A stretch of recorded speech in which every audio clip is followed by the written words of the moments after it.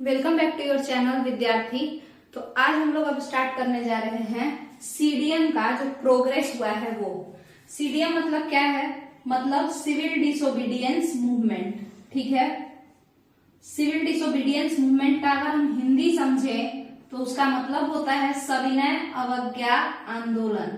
ठीक है, जिसकी शुरुआत कब से हुई है? तो 6 अप्रैल ऑनवर्ड से हुई है, यानी 6 अप्रैल से स्टार्ट हुआ है और ये 1934 तक चलता ही गया है।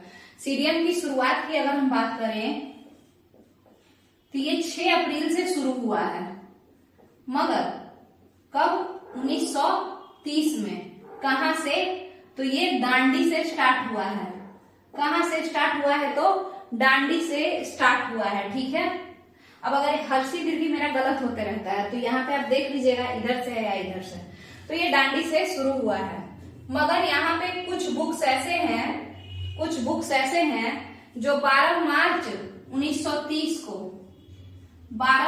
1930 को कहते हैं कि सीडीएम यानी सविनय अवज्ञा आंदोलन स्टार्ट हो गया था। मगर यहाँ पे हम डिफरेंस बता चुके हैं कि 12 मार्च 1930 को नमक सत्याग्रह, जिसे हम दांडी मार्च या सॉल्ट सत्याग्रह भी कहते हैं, वो शुरू हुआ था। और जब नमक सत्याग्रह हम लोग जब 6 अप्रैल के दिन नमक कानून भंग कर लिए और नमक सत्याग्रह कंप्लीट हो गया, तो उसी 6 अप्रैल को गांधी जी क्या कर दिए?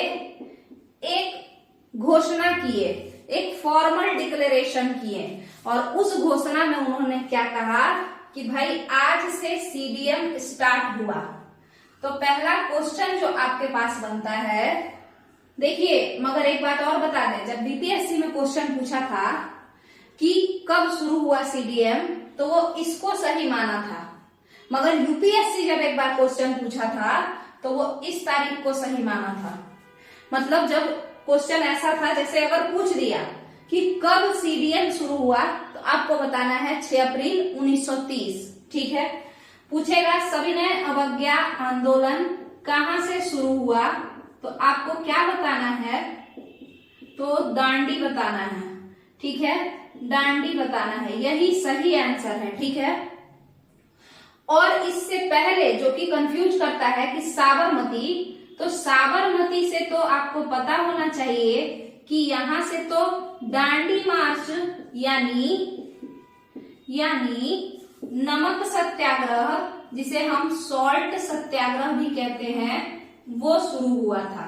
ठीक है, तो ये क्लियर कट हो गया कि कहां से कौन शुरू हुआ था। ठीक है, दांडी मार्च का उद्देश्य ही यही था कि भीड़ को इकट्ठा किया जाए और उसके बाद एक किसी प्रकार के आंदोलन की घोषणा की जाए। ठीक है, तो अब देखेंगे कि दांडी मार्च के बाद सीडीएम लॉन्च हो चुका है और सीडीएम में क्या क्या करना है, क्या क्या काम है ना, सविनय अवज्ञा आंदोलन को कैसे आगे लेके चलना है और इसका प्रोग्रेस कैसे हुआ है, हम इसी को अब डिस्कस करेंगे। ठीक है, इस वीडियो में चलिए देखते हैं।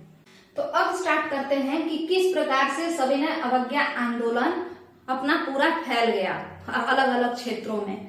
तो आपको एक बात पहले बता दें कि सविनय अवज्ञा आंदोलन का मुख्य उद्देश्य क्या था कि किसी भी बेसिक नीड यानी जरूरी वस्तु, ठीक है, बेसिक नीड मतलब जो सबसे जरूरी वस्तु है, ठीक है, उस पे बहुत ज्यादा टैक्स नहीं लगाया जाए, वो सस्ते में मिले, और अगर कोई अगल बगल रहता है तो उसको फ्री में भी अगर मिल जाए तो कोई दिक्कत नहीं है। फ्री में सरकार के द्वारा नहीं, जैसे मान के चलिए कि हम समुद्र के बगल में हैं तो हम अपने से नमक बना लिए, हम खरीदने नहीं गए, तो इसमें कुछ गड़बड़ बात नहीं है। मगर सरकार कहता था कि तुम समुद्र के बगल में छोड़ो, तुम समुद्र के ऊपर भी अगर हो, वहां समुद्र के ऊपर मालदीव जैसा बना के भी, तो भी तुम नमक हमसे खरीदो, हम बनाएंगे, क्योंकि इसी को तो व्यापारिक एकाधिकार यानी ट्रेड मोनोपोली कहते हैं। ठीक है, उसी तरीके से सीडीएम का उद्देश्य क्या था, इसका एम क्या था? तो एम था कि किसी भी प्रकार के बेसिक नीड मतलब जो अमीर गरीब सबको जरूरी है, जीवन के लिए जो जरूरी है, एग्जाम्पल एसी जीवन के लिए जरूरी नहीं है। हाँ, ये और बात है कि ये आपके जीवन को थोड़ा आसान बनाता है। जैसे एग्जाम्पल के तौर पर समझिए, हम लोग घर पे रहते हैं, जैसे हॉस्टल में अगर रहें तो वहां पे सिर्फ फैन चलता है, ठीक है। अब वहां पे एसी नहीं मिलता है हम लोगों को, तो हम लोग पढ़ते रहते हैं तो काफी पसीना होता है और पढ़ने का मन नहीं करता है। वही जब हम लोग लाइब्रेरी में जाते हैं तो वहां फैसिलिटी ज्यादा होता है पढ़ाई करने के लिए, टेबल कुर्सी वगैरह, तो वहां पे ज्यादा पढ़ाई करते हैं लोग, ठीक है। तो इसी प्रकार से कह रहा है कि बेसिक नीड, लग्जरियस थिंग्स नहीं, बेसिक नीड, इसमें टैक्स कम कर दो, यही इसका डिमांड था ना। और अगर ये बेसिक नीड कोई खुद से फ्री में ले रहा है तो उसको भी मना मत करो, ठीक है। अगर खुद से फ्री में ले रहा है तो उसको मना मत करो। इन बेसिक नीड पर व्यापारिक एकाधिकार मत लगाओ। ये जो बेसिक नीड है इन पे व्यापारिक एकाधिकार मत लगाओ, यानी ट्रेड मोनोपोली मत रखो कि हम ही बस ये बेचेंगे या हम ही ये बनाएंगे, तो इस तरीके का घटिया बात मत करो, ठीक है। यही बेसिक नीड का जो है एम था सीडीएम का, ठीक है। अब इस बात को समझिए कि इस एम के तहत कोई इंसान नमक, बेसिक नीड है ना, अब नमक पे टैक्स कम करना है, जो खरीदने जा रहा है उसके लिए क्या करो, टैक्स कम करो। जो समुद्र के किनारे है और उसको नमक बनाना आता है वो खुद से बना ले तो भी कोई दिक्कत नहीं है। उसी तरीके से जो आपका मध्य प्रदेश को मान लीजिए, हालांकि प्रदेश को मान लीजिए, या फिर आप इसमें छत्तीसगढ़ भी एड ऑन कर दीजिए, यानी वैसा क्षेत्र जिस क्षेत्र में जंगल है ना, तो वहां पर वन उत्पाद यानी फॉरेस्ट प्रोड्यूस ये तो बड़े आसानी से मिल जाएगा। अगर कोई चाहे तो खरीद ले, बट टैक्स कम होना चाहिए, और अगर कोई चाहे तो खुद से भी निकाल ले, दोनों ही कंडीशन में ये जायज है, ठीक है। तो यही हिसाब किताब था ये पूरे सीडीएम का। तभी आप देखेंगे कि जो मध्य भारत है, जो सेंट्रल इंडिया है, वहां पे 1930 के दौरान फॉरेस्ट प्रोडक्ट पे टैक्स नहीं देने के लिए बवाल चल रहा था कि हम फॉरेस्ट प्रोडक्ट पे टैक्स नहीं देंगे, उसके कर को कम करो, उसके टैक्स को कम करो। ये नहीं कि हमको फ्री में सामान दे दो, बट टैक्स तो कम करो, ऐसा था। ये चल रहा था आपके एमपी में। तो हम लोग अभी क्या देखे, हम लोग देखे कि इस सिविल डिसोबीडियंस मूवमेंट का उद्देश्य क्या था, ये क्या चाहता था सरकार से, ठीक है। और दूसरा हम लोग क्या देखे, तो दूसरा हम लोग ये देखें कि अलग अलग क्षेत्रों में किस प्रकार से अलग अलग डिमांड किया जा रहा था। जैसे जो क्षेत्र तटीय क्षेत्र थे, यानी जो कोस्टल रीजन था, उन क्षेत्रों में कहा गया नमक सत्याग्रह को बढ़ाया गया, ठीक है। और क्या कहा गया कि नमक सस्ता में दो, नहीं तो हम चाहें तो हम अपने से बना के फ्री में भी ले सकते हैं। तटीय क्षेत्र में आपको पता है टोटल 9 राज्य आएंगे, ठीक है। तो इन क्षेत्रों में ये सब होगा। उसके बाद जो आपका सेंट्रल इंडिया है वहां पे क्या चीज है, तो फॉरेस्ट प्रोड्यूस का बात हो रहा है, ठीक है। और इसी प्रकार से अगर हम देखें तो बिहार, यूपी, ये सब जो जगह है, तो वहां पे चौकीदारी कर के खिलाफ, क्योंकि वहां पे कोई ऐसा बहुत जो है फ्री का सामान हम लोग नहीं ले सकते थे, ठीक है। अब जैसे एग्जाम्पल के तौर पर समझिए, बिहार और यूपी को समझ रहे हैं, तो बिहार और यूपी में प्लेन एरिया है ज्यादा, ठीक है। झारखंड का रीजन का बात नहीं कर रहे हैं, हालांकि झारखंड के रीजन में मिनरल्स हैं, खनिज पदार्थ हैं, तो खनिज पदार्थ उतना आसानी से निकाले भी नहीं जा सकते हैं, ठीक है। तो वही, तो बिहार और यूपी जो है वो कैसा है, मैदानी क्षेत्र है। अब इस क्षेत्र में अगर कोई कहे कि हम चाहें तो हमको यहाँ पे तुम टैक्स कम कर दो, तो ये तो जायज बात है। मगर उसके साथ ये कहे कि हम चाहें तो फ्री में से किसी के खेत में से सामान ले आए, तो किसी के खेत से अगर हम फ्री में सामान ले आएंगे तो सरकार को पीछे पीटेगा। पहले कौन पीटेगा, पहले जिस किसान का खेत होगा वो पकड़ के खूब लाठी से मारेगा, ठीक है। तो इसी वजह से बिहार और यूपी में ये फ्री वाला रीजन नहीं था। इस यहाँ पे कोई नमक फ्री में या कम टैक्स पे या वन उत्पाद फ्री में या कम टैक्स पे नहीं बोला जा रहा था। यहाँ पे इन क्षेत्रों में एक कर था, चौकीदारी कर, ठीक है, चौकीदारी कर। इसी को कहा जा रहा था कि इसको खत्म करो या कम करो, ठीक है, बेसिकली खत्म करने का ही डिमांड हो रहा था, ठीक है। तो ये आपका बिहार और यूपी का रीजन हो गया। अब हम लोग थोड़ा जो इम्पोर्टेंट है उसको समझ लेते हैं। जैसे आपका नॉर्थ साइड में, इधर नॉर्थ वेस्टर्न फ्रंटियर प्रोविंस, वहां पे क्या हुआ, एक आपको खुदाई खिदमतगार नाम का एक संस्था था, वो क्या क्या किया है उसको एक एक करके हम लोग देख लेते हैं। जो भी इम्पोर्टेंट जो घटना घटी है इस सीडीएम में उसको, ठीक है, यहां तक का क्लियर है। तो अब हम लोग देखते हैं सबसे पहले कि नॉर्दर्न पार्ट्स ऑफ इंडिया, ठीक है, नॉर्दर्न पार्ट्स ऑफ इंडिया, जो ये नॉर्दर्न हिस्सा है, और ये कब का northern part, undivided India, Pakistan Bangladesh जब सब साथ में था उस जमाने की हम बात कर रहे हैं कि नॉर्दर्न पार्ट्स ऑफ इंडिया, उसमें क्या क्या प्रोग्रेस हुआ सीडीएम के दौरान, किस प्रकार की घटनाएं हुई, ठीक है। अविभाजित भारत, ठीक है, अविभाजित भारत का उत्तरी हिस्सा में सविनय अवज्ञा आंदोलन किस प्रकार से आगे बढ़ा हम ये देखेंगे, ठीक है। तो देखिए सबसे पहले हम लोग इधर साइड देखेंगे नॉर्थ का, फिर बीच वाला साइड और फिर इधर देखेंगे। तो देखिए अब ये इंपॉर्टेंट है, ध्यान से देखिएगा।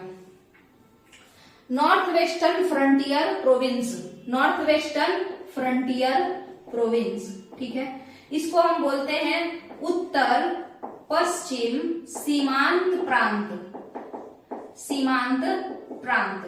आपको पता है ये क्षेत्र अनडिवाइडेड इंडिया, अविभाजित भारत के समय पाकिस्तान का पेशावर वाला क्षेत्र था, ये अफगानिस्तान से थोड़ा नजदीक था, सबसे नजदीक, ठीक है। और यहाँ पे यहाँ की जो मूल आबादी है, यहाँ की जो मूल आबादी है, ये मूल शायद ऐसे होता है जो भी, तो मूल आबादी यहाँ की क्या है, वो है पठान। और यहाँ पे जो भाषा बोली जाती है वो शायद पख्तून बोली जाती है, पख्तून भाषा यहाँ पे बोली जाती है, ठीक है। तो वो सब तो फालतू बात है अभी के लिए। अभी ये है कि ये क्षेत्र कहाँ है, पेशावर, आज के डेट में ये पाकिस्तान में पड़ता है, ठीक है। यहाँ पे एक संस्था काम कर रहा था, यहाँ पे एक संस्था चलाया गया था, उस संस्था का नाम था खुदाई खिदमतगार, ठीक है। इस संस्था का नाम क्या था, खुदाई खिदमतगार, ठीक है। ये संस्था कोई सीडीएम के समय में बना है ऐसा गलत है। ये संस्था सविनय अवज्ञा आंदोलन के दौरान नहीं बनाई गई है, ये संस्था पहले से ही पेशावर के क्षेत्र में 1929 के समय में ही ये संस्था वहां पे बनाई जा चुकी थी और वहां पे ये लोग कुछ कुछ काम करते थे। तो ये क्या काम करते थे, ये क्रिएटिव फील्ड पे ध्यान देते थे, रचनात्मक कार्य करते थे। अब ये रचनात्मक कार्य क्या होता है, लोगों की मदद करना, काम उनका आसान कर देना, और अहिंसा यानी नॉन वायलेंस, लड़ाई झगड़ा आपस में नहीं करेंगे, ठीक है। अगर हमको कुछ चाहिए भी सरकार से तो उससे भी लड़ के नहीं मांगेंगे, प्यार से मांगेंगे, ठीक है, क्योंकि लड़ के क्या ही मांगेंगे, पिटा जाएंगे अलग, ठीक है। तो प्यार से ही मांगना मजबूरी था। तो नॉन वायलेंस यहाँ पे ये संस्था, ये खुदाई खिदमतगार जो 1929 में बनाया गया, उसका यही था कि भाई सबका मदद करो, आपस में एकजुट हो जाओ पठान लोग, राष्ट्रीय भावना जागृत करो अपने अंदर, और अहिंसा के द्वारा जो भारत है उसको आजाद कराओ। इसका क्या उद्देश्य था, यही था, ठीक है। कब बनाया गया, 1929 में, ठीक है। मगर ये 1929 में तो बना है, ये 1929 में तो बना है, और कौन बनाया है वो भी देख लीजिए, खान अब्दुल गफ्फार खान। क्वेश्चन क्या है कि खुदाई खिदमतगार संस्था कौन बनाया, खान अब्दुल गफ्फार खान। इनको एक और नाम से जाना जाता है और वो नाम क्या है, बादशाह खान, ठीक है, बादशाह खान। और क्या नाम है इनका, फ्रंटियर गांधी यानी सीमांत, सीमा के अंत के क्षेत्र को हम लोग फ्रंटियर कहते हैं, तो उसी को फ्रंटियर गांधी या सीमांत गांधी। ये पहले विदेशी हैं जिन्हें भारत रत्न दिया गया है। ठीक है, ये सब तो हो ही गया। अब बात को समझते हैं आगे। तो खुदाई खिदमतगार का काम था सबको जोड़ना है, खास करके किसको, पठानों को। उनमें राष्ट्र भावना जो है जागृत करना है, और जब उनका राष्ट्र भावना एकदम पीक पे रहेगा तो अहिंसा के मदद से, लड़ाई झगड़ा करके नहीं, इज्जत पानी के मदद से, प्यार से, ठीक है, भारत देश को अंग्रेजों से पीछा छुड़वाना है। ठीक है, यही इसका काम था। अब आप देखेंगे कि जब सीडीएम लॉन्च हुआ, जब सविनय अवज्ञा आंदोलन लॉन्च हुआ, उस समय ये संस्था काफी फेमस हो गई। किस क्षेत्र में,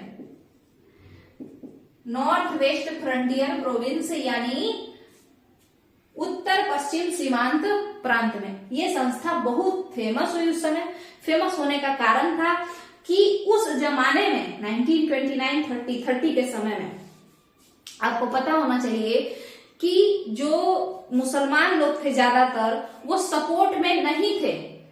बहुत सारे मुस्लिम ब्रिटेन हट जाए या भारत आजाद हो जाए इस चक्कर में उतना नहीं थे जितना कि वो ये चक्कर में थे कि भारत और पाकिस्तान बट जाए।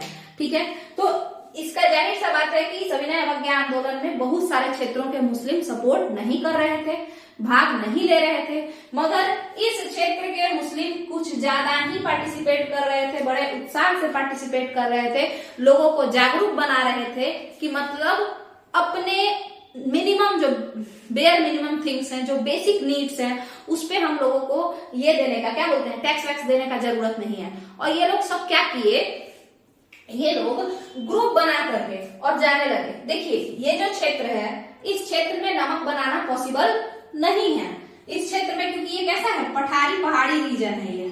ठीक है, अजीब सा रीजन है ये, तो यहाँ पे कोई नमक नहीं बना सकता है। तो इसीलिए ये लोग बस एकजुट होकर के एक जत्था लेकर के आगे बढ़े कि हम सपोर्ट कर रहे हैं सविनय अवज्ञा आंदोलन का। ठीक है, और इसी बीच में क्या हुआ, इसी बीच में एक ऑर्डर आता है गढ़वाल रेजिमेंट को। ठीक है, इसका क्या देखिए, गढ़वाल रेजिमेंट ये क्या है, तो कुछ गढ़वाली, उत्तराखंड में गढ़वाल और कुमायूं पड़ता है, तो एक रेजिमेंट था गढ़वाल रेजिमेंट। उसको ये कहा गया कि ये जो लोग आ रहे हैं, ये जो खुदाई खिदमतगार हैं, इनको हम लोग रेड शर्ट्स भी कहते थे, लाल कुर्ती सेना, लाल कुर्ती सेना इनको कहते थे हम लोग। किसको, खुदाई खिदमतगार जो संस्था थी, उस संस्था के लोगों को, उस संस्था के सदस्यों को हम लोग क्या कहते थे, रेड शर्ट्स कहते थे, या लाल कुर्ती सेना भी कहते थे। और आपको पता होना चाहिए कि एक लाल कुर्ती सेना रूस में भी था, बट ये अलग है। तो इस गढ़वाल रेजिमेंट को ये कहा गया कि जब लाल कलर का कपड़ा पहने हुए कुछ लोग भीड़ आता हुआ तुमको दिखाई देगा, तुम सब पे गोली चला देना। ठीक है, क्या कर देना, फायरिंग करना शुरू कर देना। ठीक है, और जब इन लोगों को पता चला तो ये लोग सोचा कि कोई बदमाश आ रहा होगा, फायरिंग करेंगे, कोई बात नहीं। बट जब इन लोगों ने इस सेना को देखा तो देखा कि ये लोग तो निहत्थे हैं, ये तो बस ऐसे ही घूमते टहलते आ रहे हैं। तो गढ़वाल रेजिमेंट में एक इंसान हुआ करता था, वीर चंद्र सिंह गढ़वाली।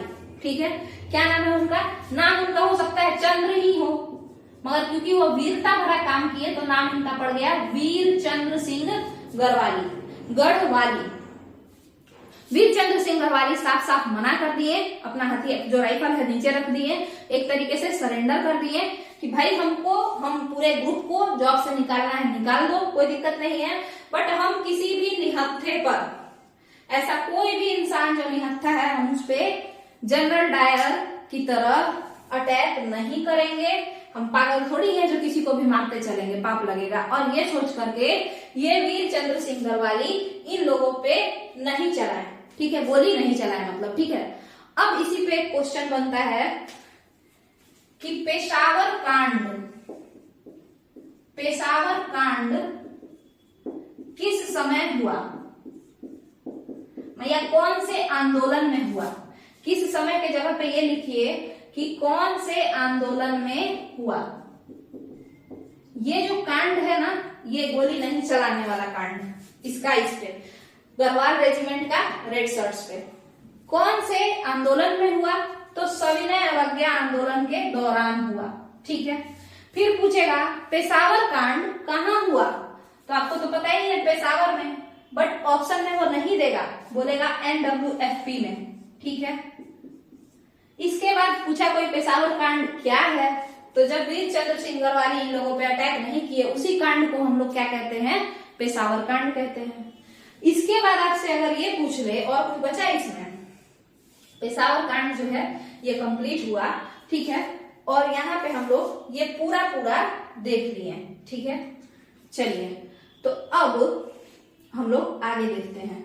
ये आपका नॉर्थ वेस्टर्न इलाका का एक बहुत इंपॉर्टेंट घटना था। एक तो ये वीर चंद्र सिंह गढ़वाली, एक और क्वेश्चन पूछ सकता है कि गढ़वाल रेजिमेंट में किसके ऊपर, गढ़वाल रेजिमेंट में किसके ऊपर अटैक करने से मना कर दिया? तो आप कहेंगे रेड शर्ट्स पर। ठीक है, रेड शर्ट्स कौन है? खुदाई खिदमतगार के सैनिक लोग। खुदाई खिदमतगार एक संस्था है, उसी के सदस्यों को हम रेड शर्ट्स कहते हैं।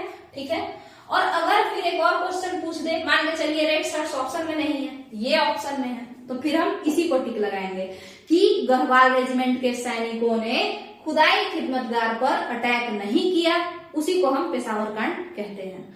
चलिए, तो ये भी हो गया आपका। अब इसके बाद हम लोग देखेंगे कि जो मेन नॉर्थ एरिया है वहां पे क्या क्या हुआ है। तो उसके लिए आप तो जानते ही हैं, मेनली बिहार और यूपी हो गया। यहाँ पर चौकीदारी टैक्स हम लोग कम करवा रहे थे। अब हम लोग चलेंगे north eastern part of India के तरफ। हमने देखा north western part of India, जो कि अब पाकिस्तानी इलाका है। फिर हमने देखा नॉर्दर्न पार्ट ऑफ इंडिया, जो बिहार यूपी मेनली, तो इसमें हमने देखा कि केवल चौकीदारी कर को कम कराया जा रहा है। अब हम देखेंगे north eastern part of India. ठीक है, चलिए देखते हैं। देखेंगे कि northern parts of undivided India में ही जो नॉर्थ ईस्टर्न हिस्सा है, वहां पे CDM के समय क्या क्या डेवलपमेंट हुआ। North eastern parts of India के CDM के समय क्या क्या डेवलपमेंट हुआ, यानी सविनय अवज्ञा आंदोलन में ये लोग क्या कर रहे थे? हाथ पे हाथ धर के बैठे थे, या फिर कुछ और काम भी इन लोगों के जिम्मे था। तो बहुत इंपॉर्टेंट है ये, देखिएगा। सबसे पहला जो कि थोड़ा कम है इंपॉर्टेंट, वो ये है कि असम के कुछ लोग असम के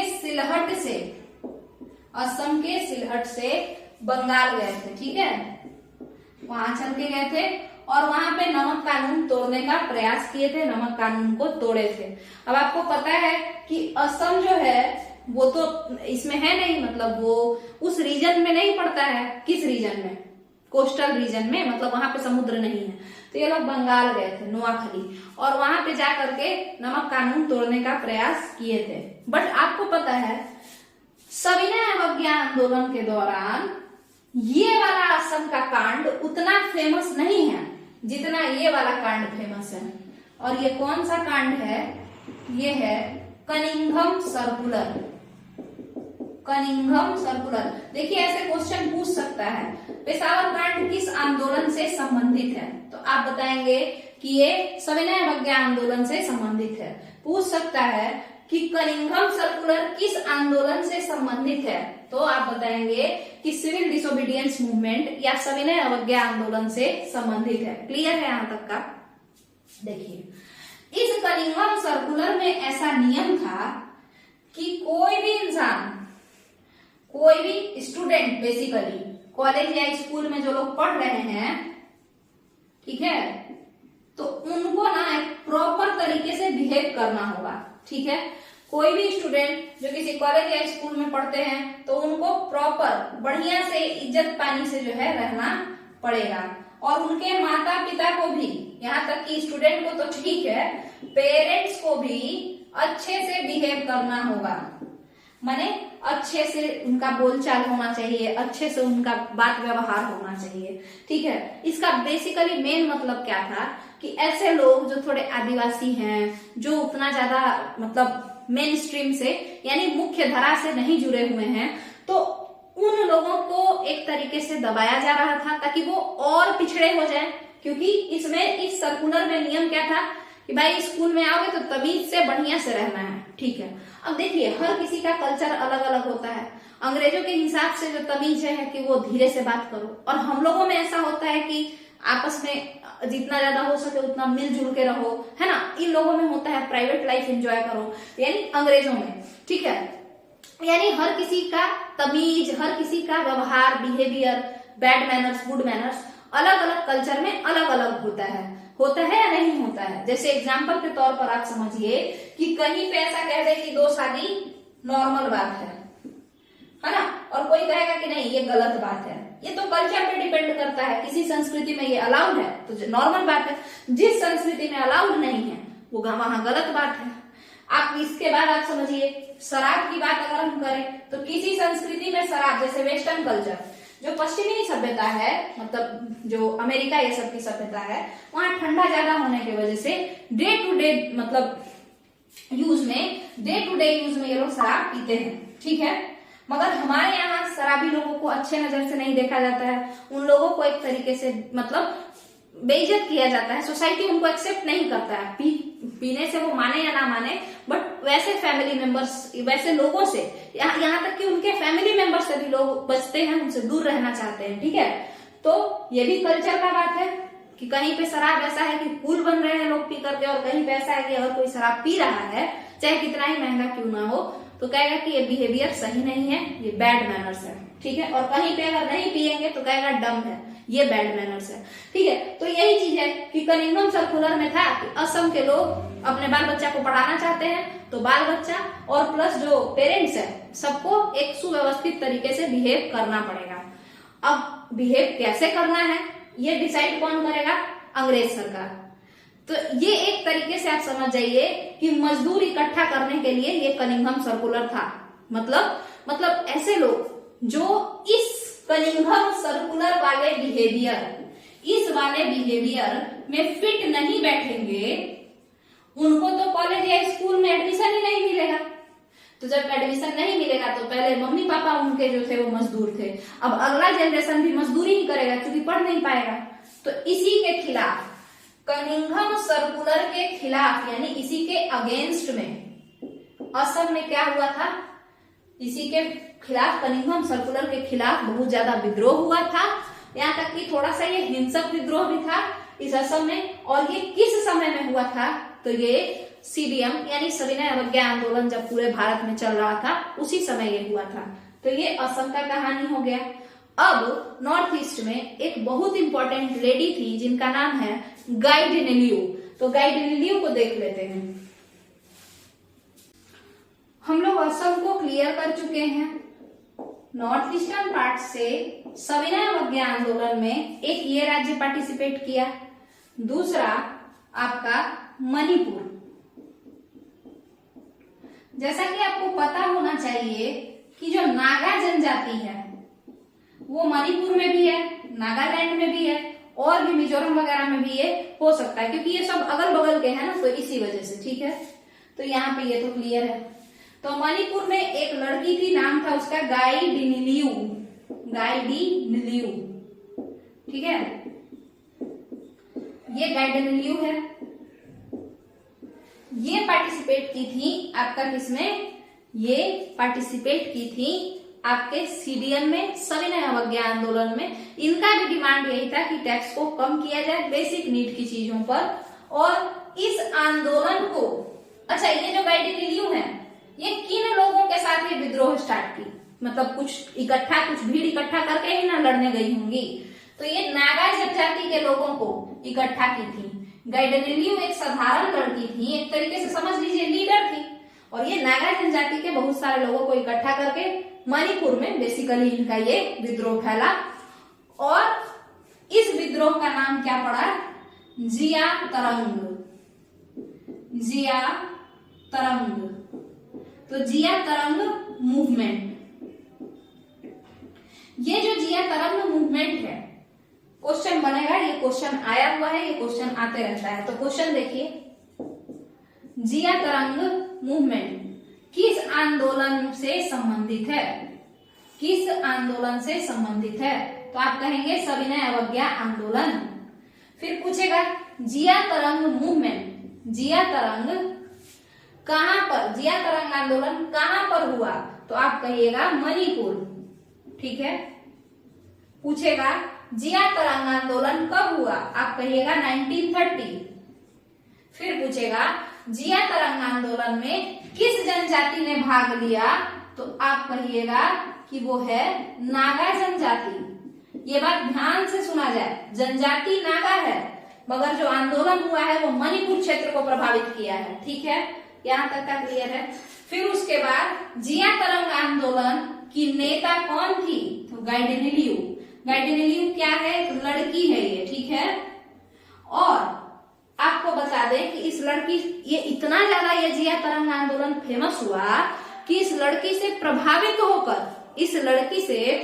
होकर आपके जो जवाहरलाल नेहरू हैं वो इनको एक टाइटल देते हैं, और वो टाइटल क्या है, रानी। ये इनको क्या कहते हैं कि ये कोई साधारण लड़की नहीं है, ये रानी है, और इनका नाम पड़ जाता है रानी गाइडिनलियू। ठीक है, रानी गाइडिनलियू। ठीक है, थोड़ा नाम अजीब है, याद कर लीजिएगा। और ये रानी गाइडिनलियू ही जिया तरंग आंदोलन को लीड की है। ये कोई राजघराने से नहीं थी, ये नॉर्मल लड़की थी, लीडर थी ये। ठीक है, तो यहाँ पे आपका नॉर्थ ईस्टर्न प्रोविंस जो है वो कंप्लीट होता है। और इस बात को आप समझिए कि ये जो क्षेत्र है पूरा northern parts of undivided India, इनमें बहुत सारे लोग गिरफ्तार भी हुए होंगे। तो आप देख लीजिए यहाँ पे जे.एन. नेहरू गिरफ्तार हुए कब, 14 अप्रैल को, अंबेडकर के बर्थडे के दिन। इनको सब पकड़ के लेके चला गया। ठीक है, इसी चक्कर में, इसी सीडीएम के समय में। इसके अलावा यहाँ पे आपको नॉर्थ वेस्टर्न फ्रंटियर प्रोविंस से कई सारे जो खुदाई खिदमतगार के सैनिक थे वो लोग गिरफ्तार हुए, और बादशाह खान यानी कि खान अब्दुल गफ्फार खान को भी गिरफ्तार कर लिया गया। ठीक है, ये भी क्लियर होना चाहिए कि बादशाह खान को भी गिरफ्तार कर लिया गया। ठीक है, और गाइडिनलियू को, नॉर्थ ईस्टर्न पार्ट से गाइडिनलियू को भी गिरफ्तार कर लिया गया। तो यहीं पर आपका जो ये नॉर्दर्न पार्ट्स में जो डेवलपमेंट है, जवाहरलाल नेहरू को नॉर्दर्न पार्ट्स में इसीलिए बताया है क्योंकि ये खुद यूपी वाले रीजन से हैं, इलाहाबाद प्रयागराज रीजन से, तो इसी वजह से। ठीक है, तो अब हम देखते क्या है कि जो नॉर्दर्न पार्ट्स है, चाहे वो नॉर्थ वेस्ट हो, चाहे नॉर्थ ईस्ट हो, चाहे बीच का जो नॉर्थ है, उस क्षेत्र से अगर आप बोलेंगे बिहार से, तो बिहार से जो है आपको एक कोई तिवारी करके कोई है, बिहार से कोई एक तिवारी, गिरीश चंद्र तिवारी ऐसे करके हैं जो कि चंपारण से हैं, वो लोग पकड़े गए थे। तो बिहार में अभी उतना, बिहार वाला जो मॉडर्न हिस्ट्री है उसका एक अलग से प्लेलिस्ट बना हुआ है, आपको अगर बीपीएससी से रिलेटेड जानना है तो वहां पे देख लीजिएगा। ठीक है, चलिए, तो ये आपका पूरा नॉर्दर्न पार्ट्स ऑफ जो अनडिवाइडेड इंडिया है उसमें किस तरीके से सविनय अवज्ञा आंदोलन बढ़ा, कैसे अपना वर्चस्व दिखाया, और किस तरीके अलग अलग कांड भी हुआ इसी सीडीएम के अंदर, अलग अलग चीज फेमस हुआ, वो सारा चीज हम समझा दिए हैं। और क्वेश्चन कैसे पूछा जाएगा वो भी हम बताने का कोशिश किए हैं। और जब हम लोग वेस्टर्न इंडिया में देखेंगे उस समय हम लोग गांधी जी को पकड़वाएंगे, क्योंकि गांधी जी नीचे वेस्टर्न इंडिया में काम कर रहे थे तब जेल गए थे। ठीक है, तो फिर वहां पे हम लोग वो भी देख लेंगे। अब इस वीडियो को हम यहीं पे खत्म करते हैं, अगले दिन हम इस वाले रीजन पे बात करेंगे।